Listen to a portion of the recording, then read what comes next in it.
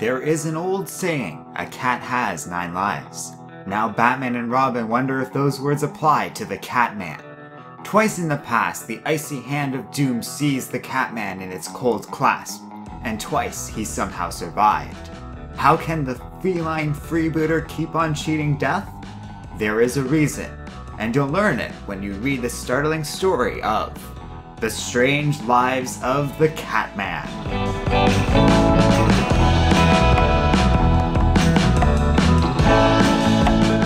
A policeman is startled when he spots the villain known as Catman in the streets of Gotham City. Catman was thought dead after his boat exploded when it hit a boy during an earlier encounter with Batman, but somehow he managed to survive that catastrophe. He tells the policeman he shall perform his next crowning feat with a catnap. Later, at police headquarters, Batman and Robin are informed of Catman's words, and know that he wasn't using them simply to dole out a few puns. Those words are clues to his next robbery. At the estate of a multi-millionaire named John Talbot, who is showing guests his private zoo, a lion tamer shows off a famed and rare black lion, who is ordered to do some tricks for an amazed audience. However, the lion tamer soon pulls off his ordinary clothing to reveal the costume of Catman, who subbed in for the now unconscious lion tamer, and is able to order around the fearsome lion. He takes it to a moving van, but Batman and Robin, who realize that his words of crowning and catnip suggested he intended to kidnap the King of Beasts, intervene and smash the moving van Catman planned to use to steal the lion. The dynamic duo pursue after Catman, but he accidentally falls off the edge of a wall. Batman and Robin, who are unable to do anything, watch on, knowing that Catman has no way to clear the rocks at the bottom of the cliff. It seems to be the end of the villain at last. Then, amazingly, incredibly, Catman in mid-air swerves out of the way of the rocks, landing in some nearby water instead.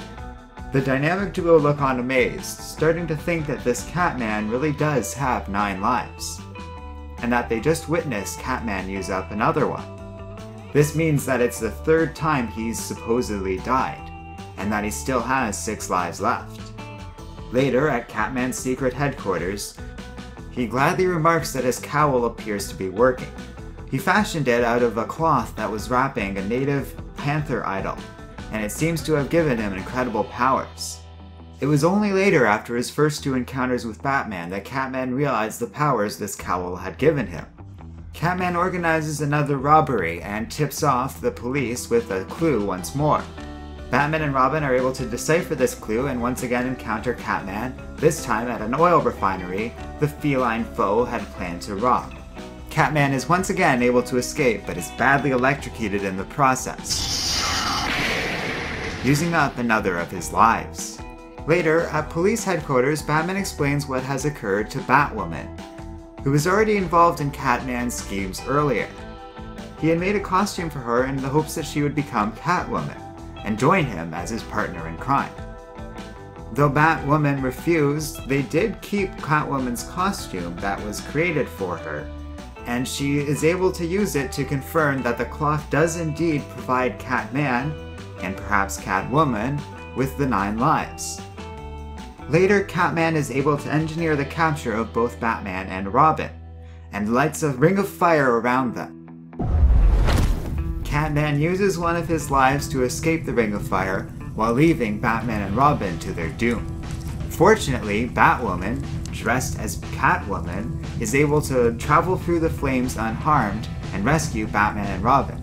With everyone safe, Batwoman takes off without explaining herself, though all 3 heroes are able to track down Catman to his headquarters, hidden in an exhibit at the World Trade Fair. Within those headquarters, Batwoman reveals that she's deliberately used up 3 more of Catman's lives. He now only has 1 life left and can't use it for any more daring escapes. Refusing to be captured and saying that though he loves Batwoman, he loves freedom more, the villain tries to kill Batwoman, only for Batman to save her, while Robin is able to knock out Catman with a swift blow. Catman is captured, and Batman informs the villain that they're going to protect his 9th life, and planned to keep him behind bars for a very long time. Hello and welcome to Comic Island. My name is Arden, and this is my recap and review of Detective Comics number 325. So we continue our journey through the history of Detective Comics at random, with our first foray into Detective Comics under the rules of the Comics Code Authority. And though the rules of this code were pretty strict and often constrained creators in very specific ways, it doesn't feel like the series has changed that much from the comics that we've reviewed so far that took place before DC adopted the Comics Code Authority for their publications.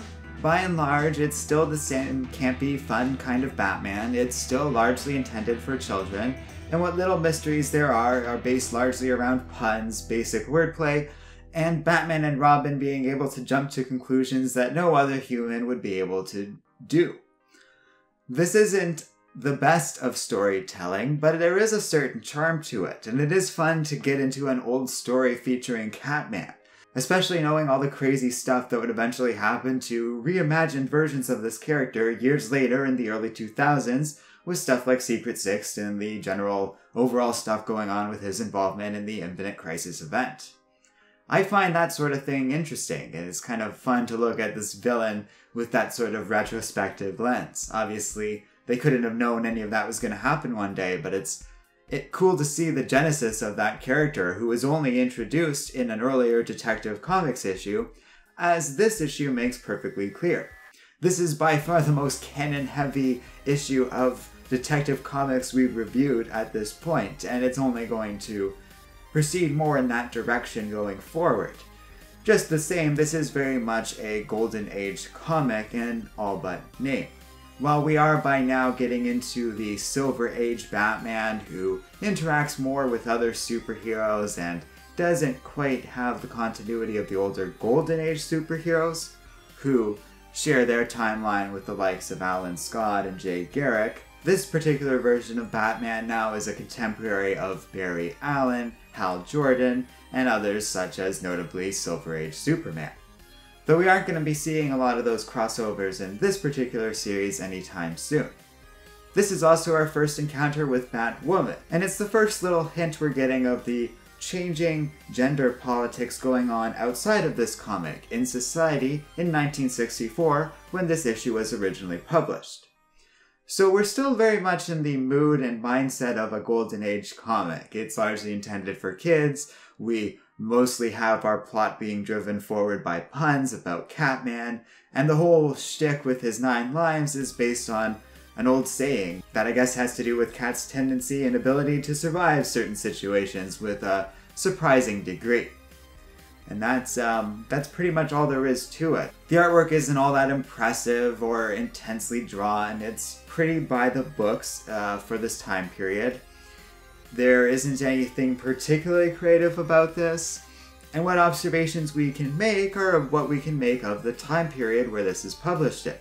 2 things really stand out in that regard. Though Batwoman is involved in this story, her role and function as a character is limited, largely in the capacity of being an unrequited target of lust from Catman, and as a sort of lesser hero in comparison to Batman, as she's treated in this story. She also, as is famously mocked, carries a purse, and there's just something a little awkward about it. I think it kind of works in the sense of her being a detective, going to crime scenes and having stuff in that purse she can use to investigate the crime scene. But it becomes a lot clumsier when we're dealing with what this story is really about, because there's hardly any detective work in Detective Comics of this era.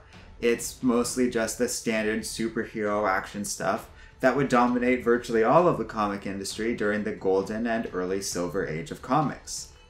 It's only later that these stories start getting more sophisticated and suspenseful, as does the nature of the characters being depicted, Batwoman included.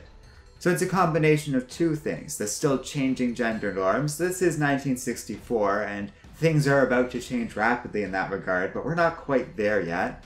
And also the clumsy nature of this particular era of comic book storytelling.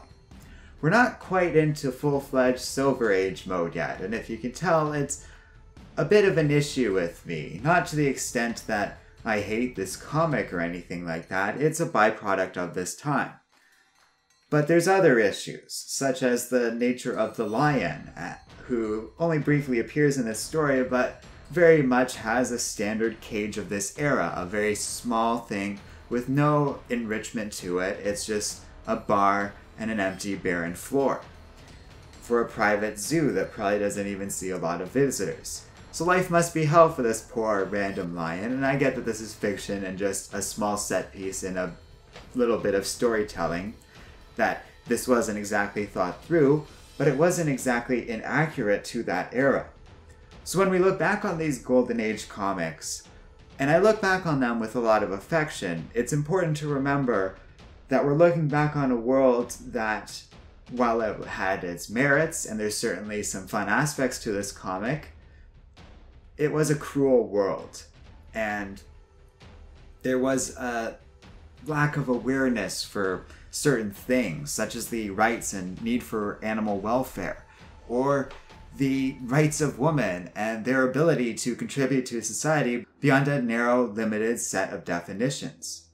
And I know it's always anemic to some certain element of our audience when we talk about these political things, but they are relevant, and more importantly, that's all there is to this comic. It's just a goofy little adventure, lacking some of the more eccentric fun of the earlier 1940s comics we reviewed, and lacking the nuance of more modern comics that we'll be getting into shortly. So it's worth talking about these things and dissecting them.